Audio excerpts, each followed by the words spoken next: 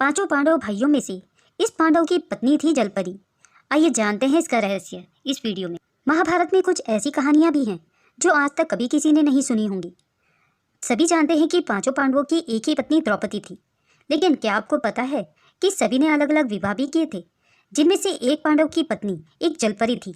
जलपरी होने के साथ ही वह कई रहस्यमयी विद्याओं की जानकार भी थी। आखिर वह कौन थी और किस पांडव की पत्नी थी? आइए जानते हैं उसका नाम और उसका रहस्य इस वीडियो में। द्रौपदी के अलावा अर्जुन की 3 पत्नियां और थीं, जिनका नाम सुभद्रा, उलूपी और चित्रांगदा था।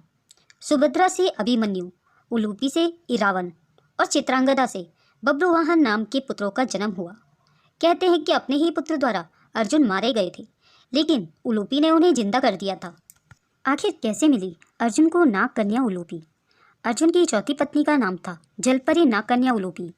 उन्हीं ने अर्जुन को जल में हानि रहित रहने का वरदान दिया था। महाभारत युद्ध में भीष्म पितामह का वध करने के बाद, गंगा से शापित होने के बाद उलूपी ने ही अर्जुन को श्राप मुक्त किया था और अपने सौतेले पुत्र बब्रुवाहन के हाथों मारे जाने पर उलूपी ने ही अर्जुन को पुनर्जीवित किया था। विष्णु पुराण के अनुसार अर्जुन से उलूपी ने इरावन नामक पुत्रों को जन्म दिया था।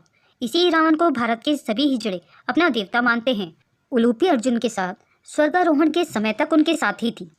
माना जाता है कि द्रौपदी, जो 5 पांडवों की पत्नी थी, एक साल के समय अंतराल के लिए हर पांडव के साथ रहती थी। उस समय किसी दूसरे पांडव को द्रौपदी के आवास में घुसने की अनुमति नहीं थी। इस नियम को तोड़ने वाले को 1 साल तक देश से बाहर रहने का दंड था। अर्जुन और द्रौपदी की 1 वर्ष की अवधि अभी अभी समाप्त हुई थी और द्रौपदी का युधिष्ठिर के साथ 1 वर्ष का समय शुरू ही हुआ था कि अर्जुन भूलवश द्रौपदी के आवास पर ही अपना धनुष और बाण भूल गए। परंतु किसी दुष्ट से ब्राह्मण के पशुओं की रक्षा के लिए उन्हें इसी समय इसकी जरूरत पड़ी और क्षत्रिय धर्म का पालन करने के लिए उन्हें नियम को तोड़ते हुए द्रौपदी के निवास में जाना पड़ा। इसके बाद सजा के तौर पर उन्हें 1 साल के लिए राज्य से बाहर जाना पड़ा। इसी 1 साल के वनवास के दौरान अर्जुन की मुलाकात उलूपी से हुई और वह अर्जुन पर मोहित हो गई। ऐसे में वह उन्हें खींचकर अपने नागलोक में ले गई और उनके अनुरोध करने पर अर्जुन को उससे विवाह करना पड़ा। कहते हैं कि दोनों 1 वर्ष तक साथ रहे।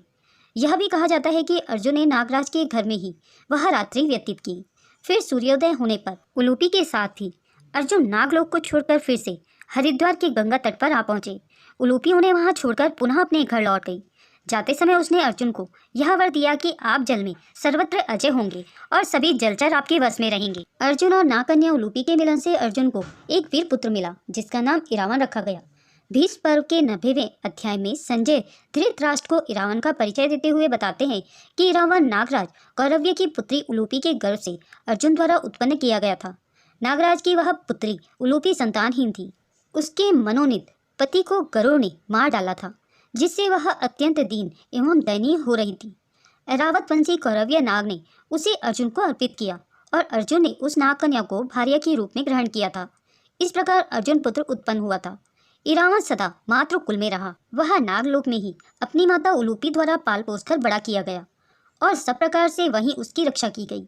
इरावन भी अपने पिता अर्जुन की भांति रूपवान, बलवान, गुणवान और सत्य पराक्रमी था। दोस्तों, अगर यह वीडियो आपको पसंद आई हो तो इसे लाइक और अपने दोस्तों में शेयर जरूर करें।